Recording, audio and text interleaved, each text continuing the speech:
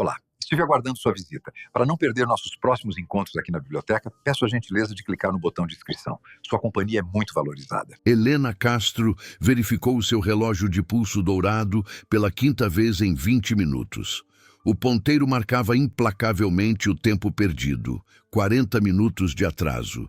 Sentada numa mesa de canto no sofisticado Café Colonial, no coração dos Jardins em São Paulo, ela sentia a irritação subir pelo pescoço. Aos 32 anos, Helena era uma das advogadas civilistas mais respeitadas da cidade. A sua vida era uma planilha de Excel perfeitamente executada. Acordar às 5, ginásio, escritório, audiências, vitórias. Não havia espaço para erros, e muito menos para homens que não sabiam ver as horas. Ela aceitara aquele encontro às cegas apenas para silenciar a sua amiga Sofia, que insistia que Helena precisava de um pouco de caos na sua vida estéril. Caos é exatamente o que eu não preciso, murmurou ela, pegando na sua bolsa de marca e preparando-se para levantar. Ela já tinha o discurso pronto para a amiga. Eu fui, esperei, ele não apareceu. Fim da história. Mas, no momento em que ela empurrou a cadeira para trás, algo inesperado aconteceu. A porta do café abriu-se e, em vez de um homem arrependido, entraram duas pequenas figuras idênticas. Eram duas meninas de cerca de 6 anos, com cabelos cacheados cor-de-mel indomáveis e vestidas com jaquetas vermelhas idênticas, que pareciam 2 faróis no meio dos tons pastéis do café. Elas olharam em volta com olhos enormes, cor de avelã, até fixarem o olhar em Helena. Deram as mãos, num gesto de coragem mútua, e marcharam em direção à mesa dela. Helena congelou, sem saber como reagir. Crianças não faziam parte do seu mundo. Com licença, a senhora é a Helena? Perguntou a primeira menina, com uma voz que tremia ligeiramente. Helena assentiu, confusa. Sou. E vocês são... O nosso pai está atrasado, disparou a segunda menina, como se estivesse a recitar um texto decorado. Ele mandou-nos aqui para pedir desculpa. Ele chama-se Lucas. A indignação de Helena, que estava prestes a explodir, transformou-se em choque. Aquele homem tinha enviado as filhas sozinhas para se desculparem por ele? Que tipo de irresponsabilidade era aquela? Ela abriu a boca para dizer algo severo, algo que usaria num tribunal, mas a primeira menina continuou antes que ela pudesse falar. O pai está no hospital. A vovó Célia caiu na escada e partiu o pé, mas o pai disse que a senhora é uma advogada muito importante e especial, e não queria que a senhora fosse embora a pensar que ele é um tonto sem educação. Aquelas palavras desarmaram Helena completamente. Hospital, avó, especial. Em 30 segundos, a raiva evaporou-se, substituída por uma curiosidade que ela não sentia há anos. Ela olhou para as duas meninas, paradas ali, com as suas jaquetas vermelhas e olhares esperançosos, e percebeu que não podia simplesmente ir embora. Sentem-se, disse Helena, com uma suavidade que surpreendeu a si mesma. Querem um sumo de laranja enquanto me contam essa história direito? As gêmeas trocaram um olhar de alívio e sentaram-se, os pezinhos a balançar sem tocar no chão. Helena não sabia, mas aquele sumo de laranja seria o início do contrato mais importante da sua vida, um que não envolvia leis, mas sim laços que nem o tempo poderia quebrar. Durante a hora seguinte, Helena Castro, a mulher que intimidava juízes e executivos, viu-se completamente dominada por duas crianças de 6 anos chamadas Bia e Bel. Enquanto bebiam os seus sumos, as meninas contaram a saga da manhã com detalhes que nenhum adulto teria coragem de partilhar. Contaram como o pai, Lucas, tinha experimentado 3 camisas diferentes para o encontro porque estava nervoso de suar as mãos. Contaram como ele tinha comprado flores, mas que elas tinham ficado esquecidas no banco de trás do carro quando a avó caiu. O pai está sozinho há muito tempo, disse Bia, a mais faladora com uma honestidade brutal. Desde que a mãe foi para o céu, quando nós nascemos, ele só trabalha e cuida da gente e da vovó. Bel, a mais tímida, completou baixinho. Ele disse que a senhora parecia triste na foto, igual a ele, e que duas pessoas tristes às vezes conseguem ficar felizes juntas. Helena sentiu um aperto no peito. A franqueza daquelas crianças era desarmante. Ela sempre construíra muros altos ao seu redor, projetando uma imagem de autossuficiência e frieza. Mas Lucas, um homem que ela nunca vira, tinha enxergado através dessa armadura apenas por uma fotografia. O telemóvel de Bia tocou. Um aparelho colorido de criança. Era Lucas. Helena pediu para falar com ele. Alô? A voz do outro lado era profunda, ofegante e carregada de pânico. Helena, meu Deus, eu sinto muito. A minha mãe, o táxi, as meninas estão a incomodar. Elas são as melhores companhias que tive em meses, Lucas, respondeu Helena, sorrindo ao ver Bel tentar fazer um origami com o guardanapo. Não se preocupe, resolva tudo com a sua mãe. Eu fico com elas até você chegar. Quando Lucas finalmente entrou no café, 45 minutos depois, parecia ter corrido uma maratona. Cabelo desalinhado, camisa amarrotada, olhos cansados. Mas quando ele viu Helena a rir de uma piada sem graça da Bia, o tempo parou. Ele não viu a advogada implacável, viu uma mulher luminosa. E Helena não viu um pai solteiro caótico. Viu um homem que amava a família acima de tudo. Aquele primeiro encontro não foi romântico no sentido tradicional. Foi caótico, cheio de migalhas de biscoito e interrupções infantis. Mas quando Lucas a convidou para um jantar de verdade, sem crianças e sem hospitais, na semana seguinte, Helena aceitou sem hesitar.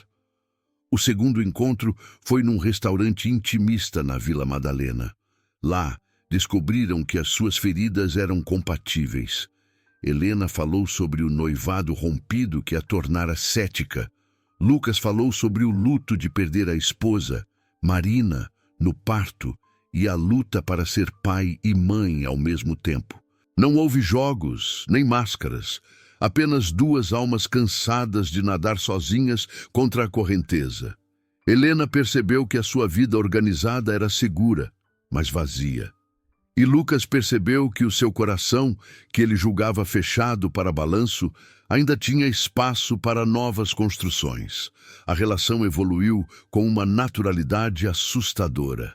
Helena, que nunca quisera filhos, viu-se a adaptar a sua agenda corporativa para incluir recitais de balé e feiras de ciências. As meninas começaram a chamá-la de Tia Lena, e a sua cobertura nos jardins, antes um templo de silêncio e design minimalista, começou a ganhar toques de cor.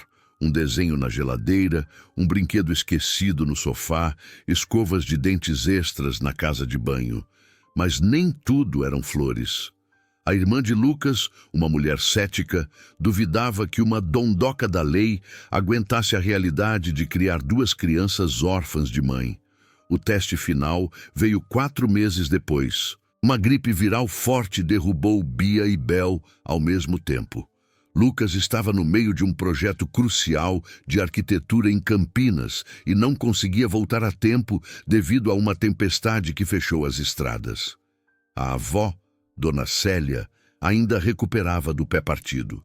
Helena era a única opção. Ela cancelou uma reunião vital com um cliente internacional, algo impensável na sua antiga vida, e correu para a casa de Lucas. Passou a noite a medir febres, a trocar lençóis suados e a contar histórias para acalmar o choro das meninas. De madrugada, exausta, sentada no chão do quarto, entre as duas caminhas, sentiu uma mãozinha quente tocar o seu braço. Era Bel. Lena, sussurrou a menina, delirando um pouco de febre. Obrigada por cuidar da gente. Você parece a mamãe que o pai descreve. Helena chorou.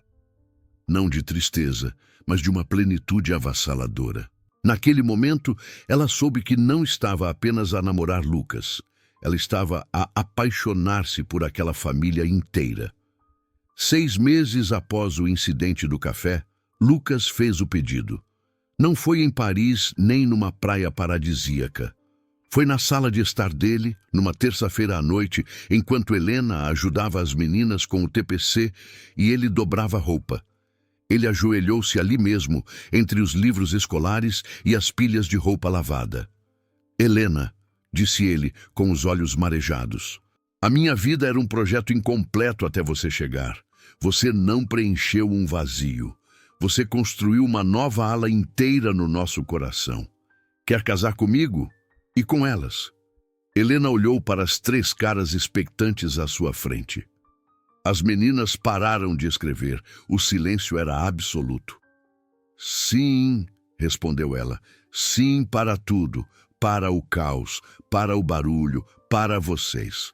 O casamento foi simples, no jardim da casa da Dona Célia. Bia e Bel foram as damas de honra, vestidas de lilás. Não houve imprensa nem grandes luxos, apenas a verdade crua e bela de 4 pessoas que decidiram ser uma família. Helena Castro não perdeu a sua identidade de advogada de sucesso, mas ganhou algo que nenhum título poderia dar. Um lar onde ela não precisava de ser perfeita, apenas presente. 10 anos passaram-se desde aquela tarde fatídica no Café Colonial. A vida da família Ferreira Castro transformou-se numa bela confusão organizada. Helena aprendeu a cozinhar, embora as meninas ainda preferissem a comida do pai, e Lucas aprendeu a ser mais organizado com as finanças, graças às planilhas de Helena. Houve desafios, claro. A adolescência das gêmeas trouxe portas batidas e revirar de olhos, mas também trouxe conversas profundas sobre a vida, onde Helena, com a sua lógica e calma, foi o porto seguro que elas precisavam. Houve também uma surpresa inesperada. 3 anos após o casamento, Helena engravidou. O nascimento do pequeno Davi consolidou ainda mais a união. Bia e Bel, longe de sentirem ciúmes, tornaram-se as pequenas mães do irmão, protegendo-o com a mesma ferocidade com que tinham protegido o pai naquela primeira ida ao café. Helena olhava para a sua família expandida e mal reconhecia a mulher solitária que fora aos 32 anos. Aquela mulher fria tinha sido descongelada pelo calor de abraços pegajosos e risadas altas. Numa tarde de domingo chuvosa, a família decidiu voltar ao local onde tudo começou. O Café Colonial ainda estava lá, elegante como sempre. Sentaram-se na mesma mesa de canto. Bia e Bel, agora com 16 anos, riam-se ao contar a Davi, de 7 anos, a história lendária de como elas caçaram a mãe Helena. Vocês eram 2 terroristas de jaqueta vermelha, brincou Helena, segurando a mão de Lucas por cima da mesa.